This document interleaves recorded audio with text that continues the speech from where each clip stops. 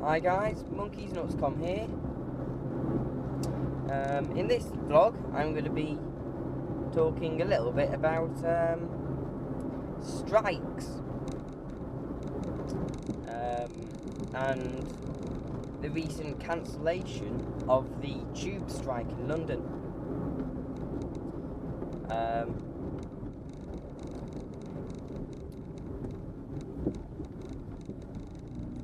I've never really understood the purpose of strikes, especially if it's evolving around public transport, because,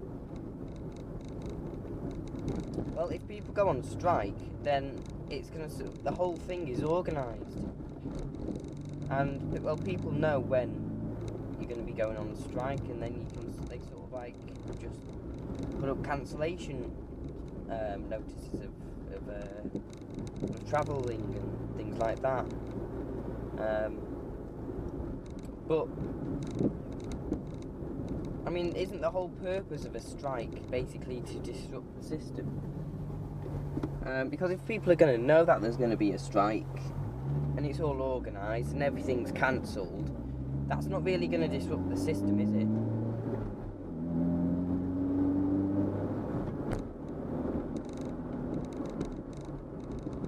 I mean, yes, some people might have to reorganise their arrangements for the day, but I mean, things are planned. So when people say we're going to go on strike, there's a lot of sort of like a lot of steps they have to go through to actually be able to strike. So I mean, why can't people just say, right, well, the people within the organisation, they call it the employees and things of a company, just basically organise a strike among themselves and not notify everyone else?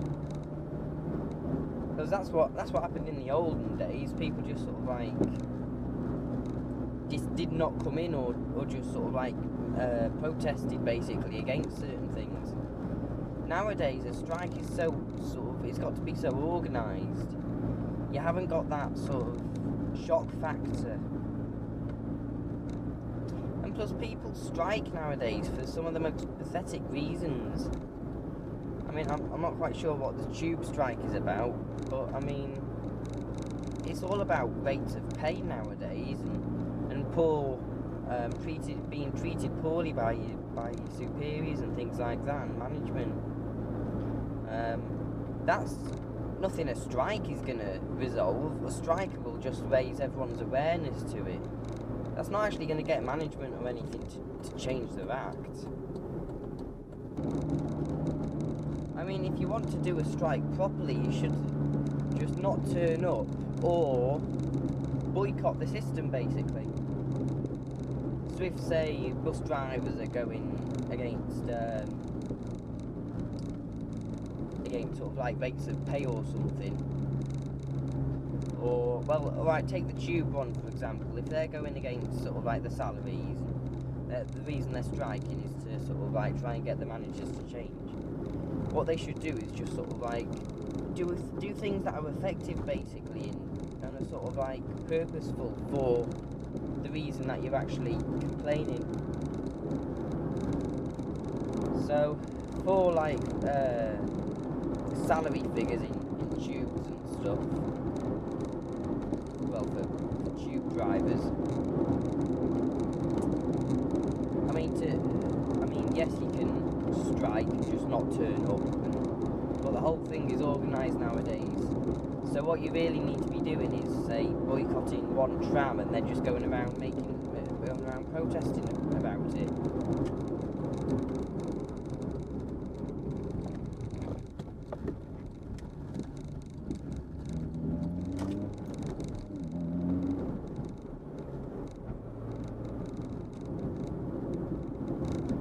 Striking won't have the right effect, really. It won't do anything.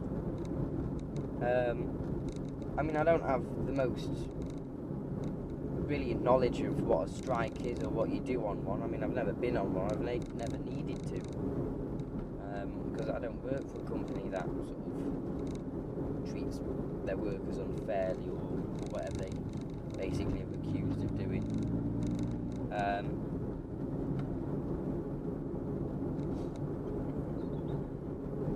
But it seems like public service people, they strike an awful lot.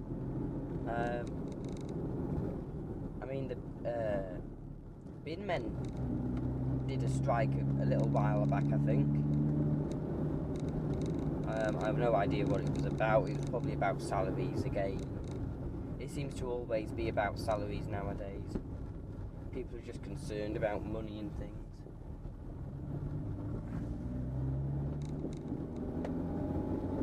And rightly rightly so, they should be. I mean, nowadays, the cost of things are going up. However, people are complaining about that because their salaries are staying the same. And I think that's what's causing the most amount of problems, really. People are sort of like, they're just getting, the government are putting everyone in a pickle, really, because people can't afford to buy things that they need, like necessities like food and water and clothing. Mainly because the prices have gone up, but their salaries haven't gone up to balance the fluctuation of the prices. Fluctuation is probably not even the right word.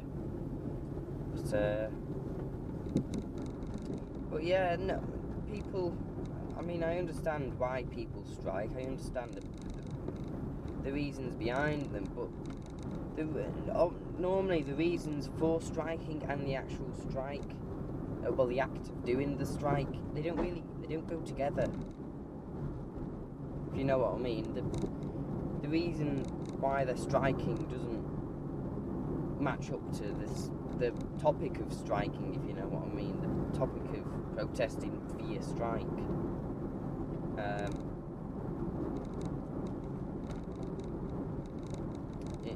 It doesn't make sense in my mind. The bin men one went on for about a few days. This tube one was supposed to be on for 3 days, but it's been cancelled for God knows what reason. Probably because no one can get the time off work to do it.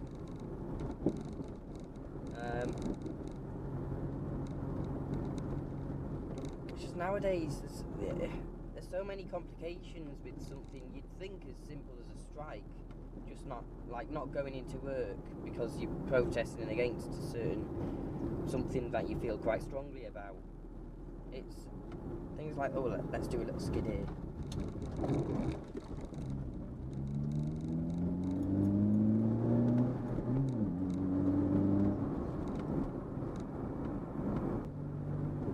Yeah, it just doesn't make sense. So that's why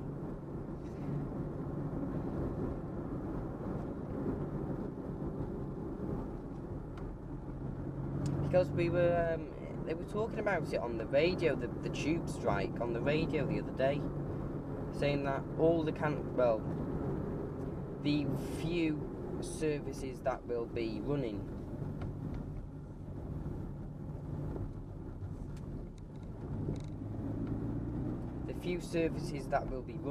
will be sort of like, they'll be on the internet, so you'll know which services you're allowed to go on, and basically everything else will be cancelled.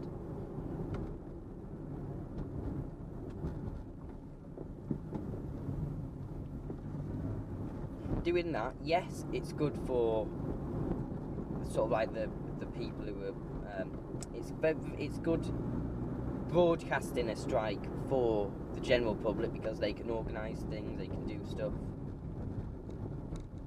But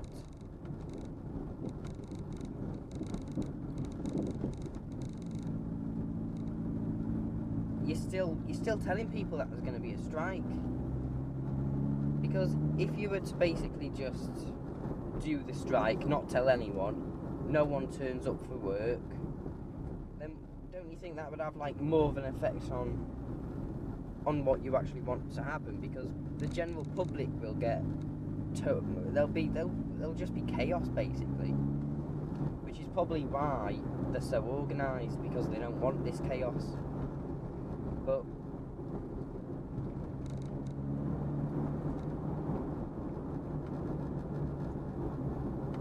I mean, it's just the fact that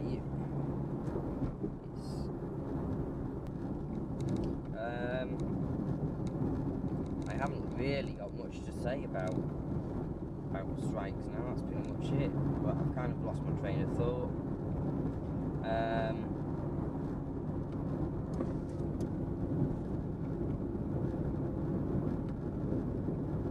So yeah, this wasn't really intended to be a long vlog. I mean, I was just basically giving my opinion on strikes and the whole purposes behind them. And I mean, I agree with them to a certain extent, but they've got to be for a proper purpose. They can't just be for, oh, I don't agree with this, let's just go on strike, because it's not gonna have the right effects, basically.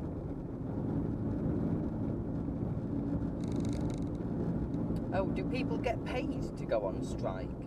That's another thing. All these people that are complaining about salaries and things, if they're going to go on strike about a salary, aren't they going to technically lose out on a salary, on sort of like a day or 2 days pay?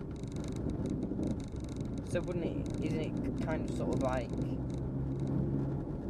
if you're complaining about how much you're getting paid and then you go on a strike and then you don't get paid anyway, isn't that kind of a bit, I mean, that's a bit stupid, isn't it, really? I mean, if you're complaining about not getting money and then you're purposely going to come in so that you don't get money, I mean, you won't get holiday pay for that, you won't get sick pay, unless you play it very smartly and you actually take your holidays on that day.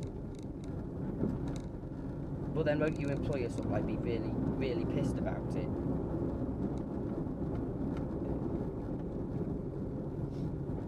But saying that, in the company that I work, only a certain amount of people can have a holiday on one day, because we need a certain amount of people in work. So if all companies do that, then obviously only a certain amount of people will be able to get holiday pay for those days, and then other people will just be sort of like not getting any money at all.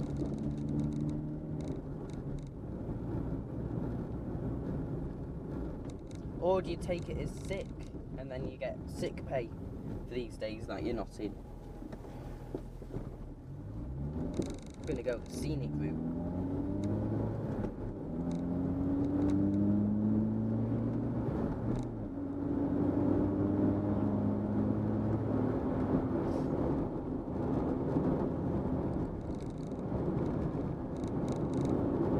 So, hopefully people watching this will be able to give their opinion on the recent cancellation of the London Tube strike, and maybe on other strikes that have happened where maybe they've not quite matched up to the purpose of the strike,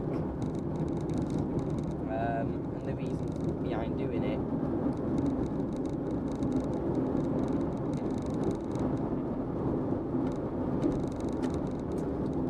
I mean, the tube one doesn't really make sense to me.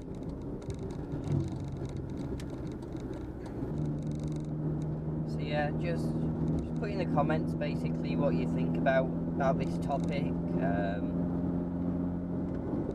If you've got anything else to add to it, maybe your opinion or an example of a strike which maybe you were even involved in, and then you can sort of like, you can add a bit of clarification on a few little points. I mean, what I'm saying is basically just my opinion and my grasp of what a strike is, and what basically I understand a strike to be about, and the purpose for having a strike. I mean, my opinion might be wrong, it might not. I mean, it might be spot on. I mean, I'm not really too bothered, to be honest. It's very unlikely that I'd be involved in a strike, or I would even complain basically about the reasons that most strikes occur for.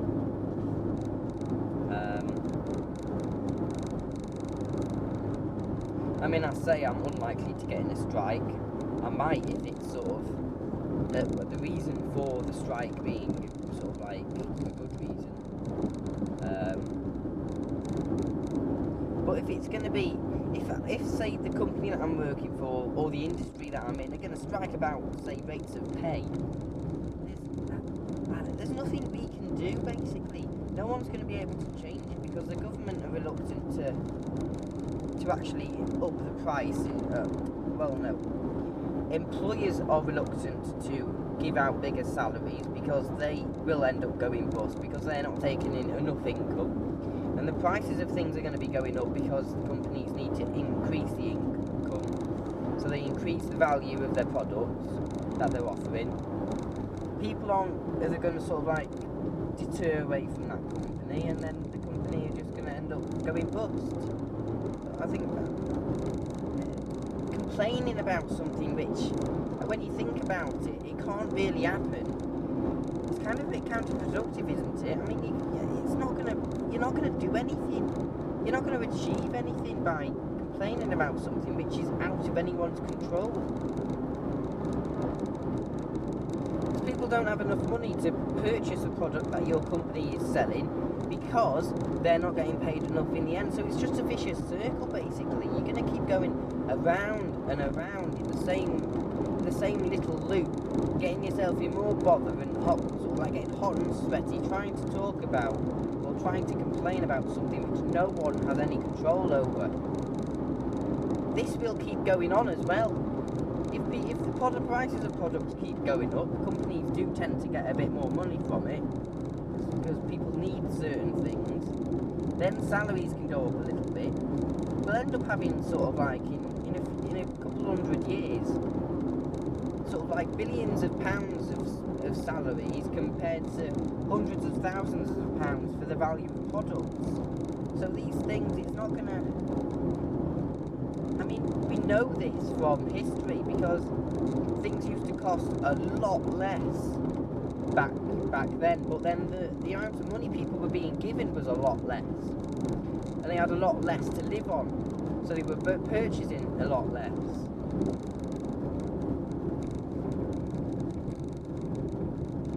I think people have just got so many sort of little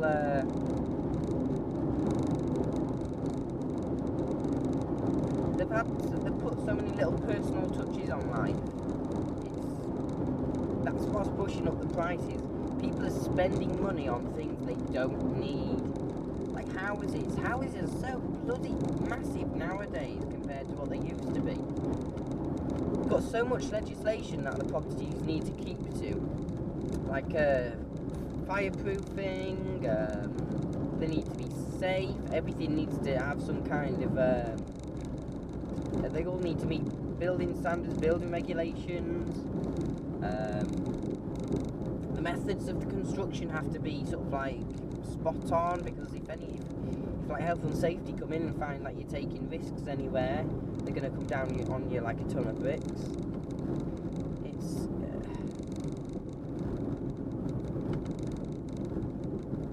It's just, I think the main thing that has pushed up the prices of everything is legislation in the government.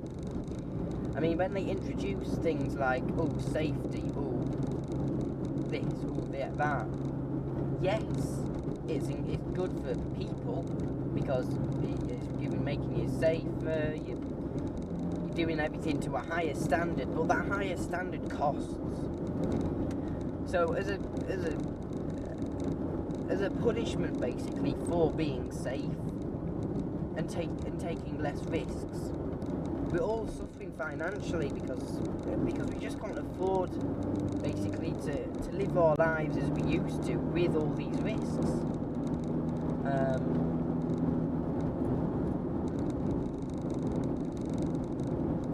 I mean, that's something that I would strike about, or that's something that I would protest about. Government, well, I know, I understand that we need all this legislation because of safety and because death rates were sort of like catastrophic, say 100 years, well, maybe not 100, but about 50 years ago, death rates were a hell of a lot more than they were now. So So there is, I can understand the reason behind the government introducing all these things. But I mean, they will keep introducing things in legislation like this forever, basically, because they will get so paranoid with every single little accident and stuff. I mean, it'll get to the point where, like, country roads like this, they will have barriers either side to stop any major accident going off the road. They will have mobile sort of like little outhouses at the corners of roads where little vehicles inside can sort of like just quickly block off the road, and there'll be all kinds of things. I mean, yes, they'll probably have to get. The government will have to get more money from taxes from people to be able to to be able to get all this, basically, for the funding to be able to implement all this. I think nowadays they're putting the money in the wrong type of things, because they're taking it away from things like policing. I mean, police nowadays, they will very, very rarely pull you over on the road. And that's because they just...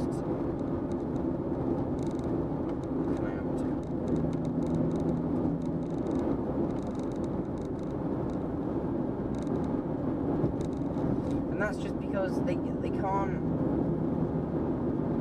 I mean, the police, they know if they pull someone over, it's got to be for a good reason, and the government have got to get enough money out for money from it.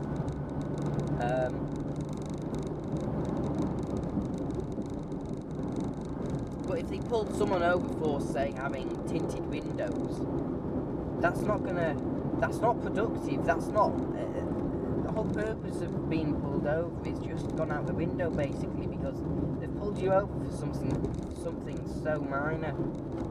I mean, yes, people out there are going to say, yes, tinted windows, you're not going to be able to see out of them properly, people can't see in them properly. If you can't see out of them, you might hit someone, you might kill someone, yes, alright, fair enough.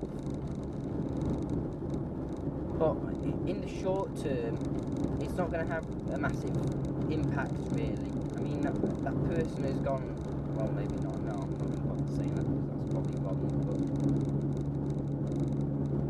I was going to say that person has gone through probably sort of like quite a few months at least with having tinted windows and nothing's happened, which could actually be wrong, and they could pull this person over, and they could turn out to have hit a pedestrian or something and killed them. And God knows what could have happened, but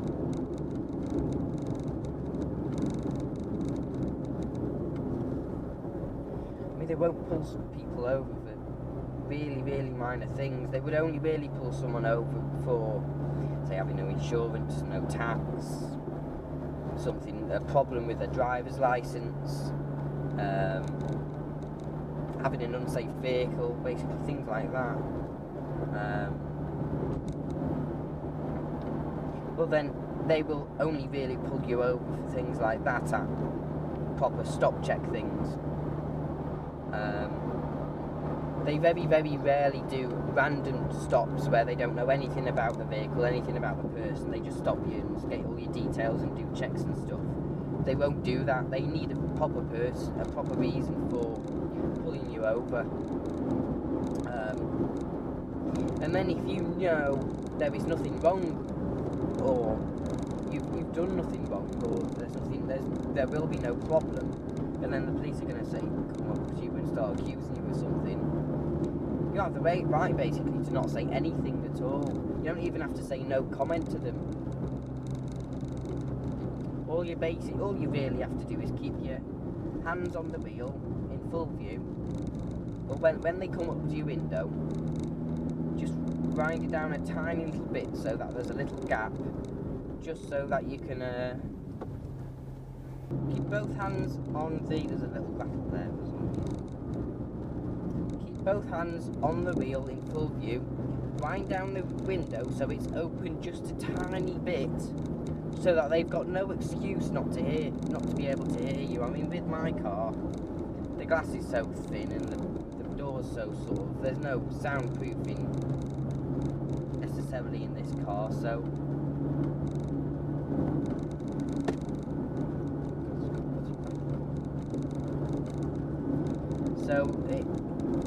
in my car you could even have the window wound up and be able to talk to you like I'm talking now, and then you can hear you. You'll be able to hear them fine. But police like to be a little bit, they like to play ignorant basically and say, oh sorry we can't hear you, and they know full well they can. They just want you to basically open the window more so that if something happens they can reach inside and possibly make life bad for themselves.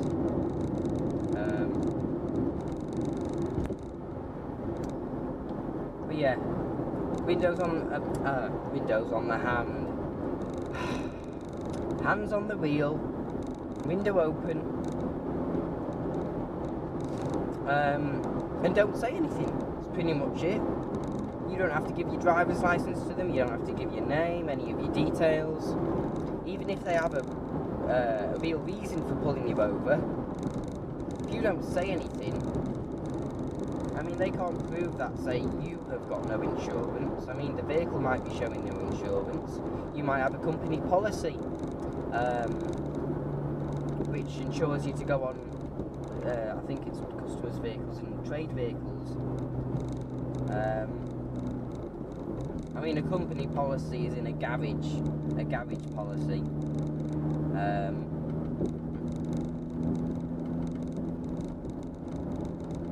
But they don't know that.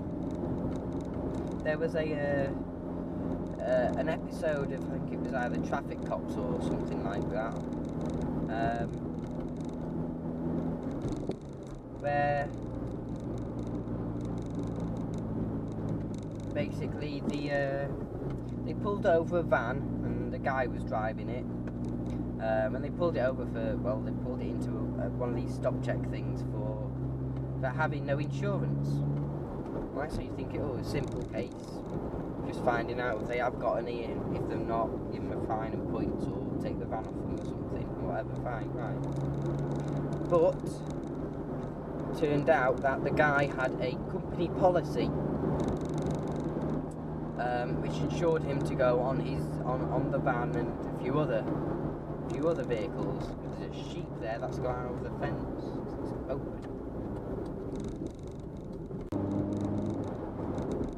But the police, they didn't really understand this, and every check they made, it was showing up that he wasn't insured and that the van wasn't insured.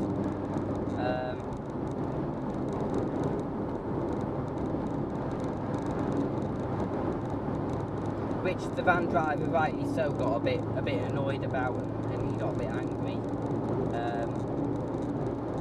He wasn't really acting threatening of anything towards them, but they could see that there could be a few problems, but they were being just precautionary.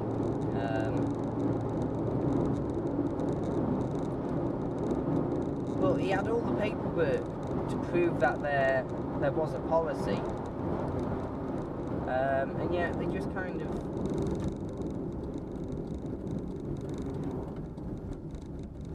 ignored him.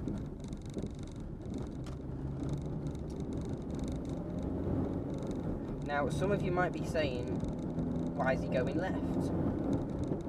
Because I was going the same route that I did in one of my other vlogs, down to Kinbrennig. But this is the road I should have taken.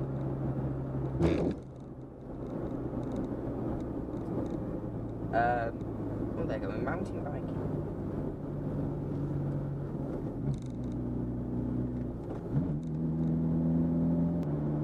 So yeah, hopefully this road will take me to the road to hell, where there's some nice views and things.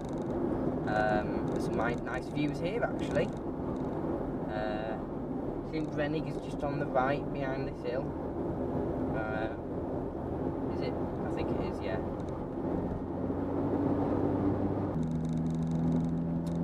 fun little road.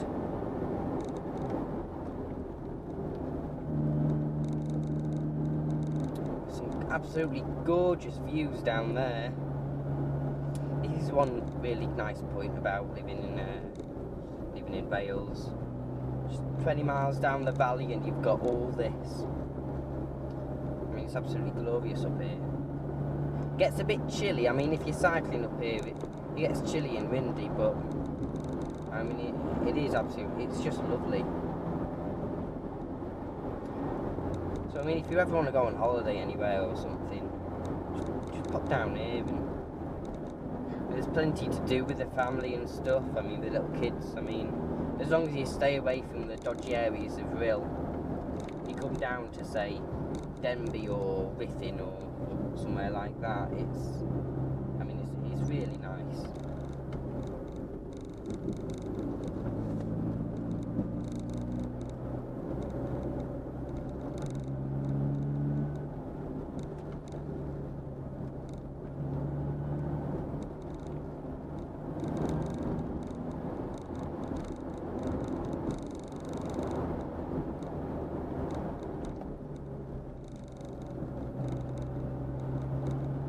So we're coming up to the start of the road to hell now.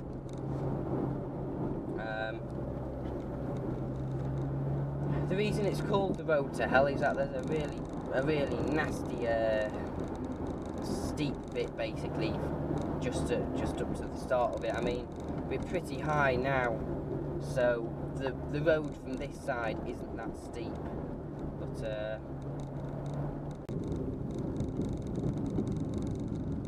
cyclists have a bit of fun.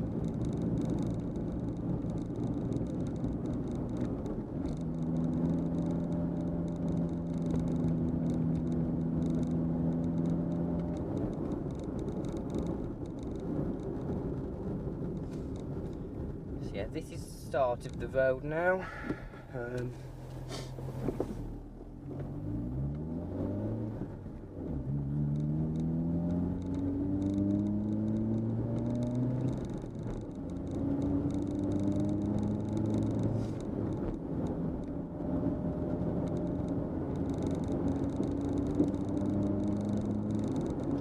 Goes down a bit and then there's a nasty uphill, some real big holes there as well.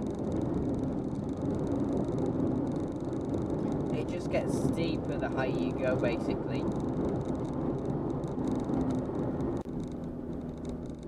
And as you can see, we're not very far from, well, you'll be able to see it when we go up to the top here.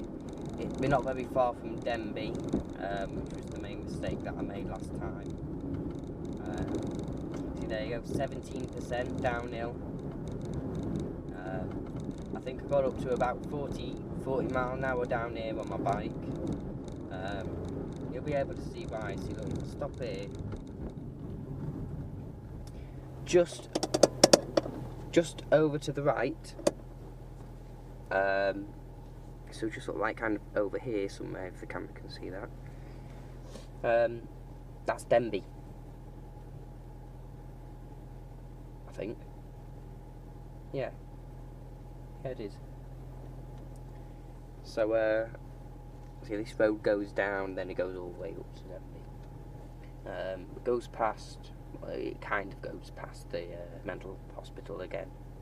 That we, well, I was thinking of stopping and having a little walk around, but you're not really allowed inside it, so yeah, I'll give that a miss.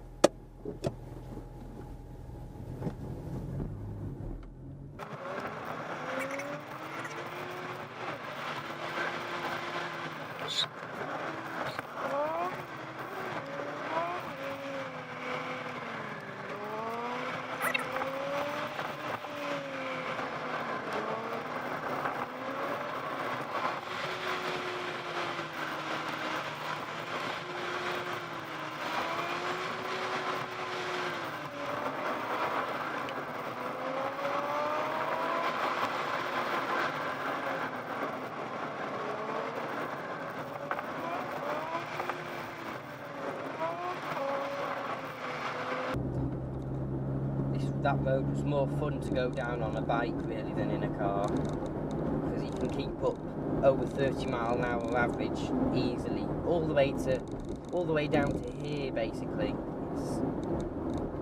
It's just such a lovely road to be able to cycle down. So yeah, I'm in Denbigh now again. I think I'll end the vlog here. Oh, talking about that take stock people.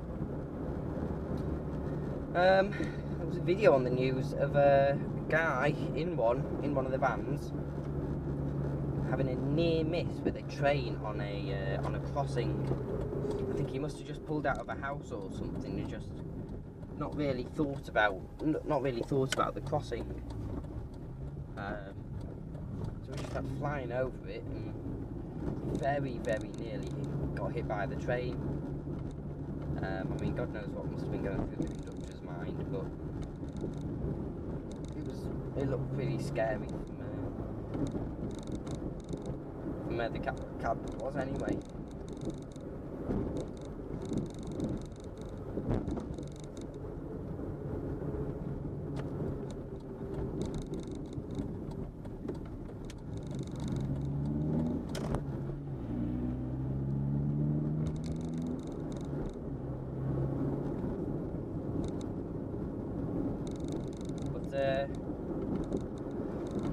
Yeah, I mean, that's pretty much it. The next vlog, I'm going to be talking about well, tattoos and piercings, I think. My opinions on them. That's something I might do in the middle of this week. But, yeah, this has been monkeysnuts.com, and I'll catch you guys later. Bye.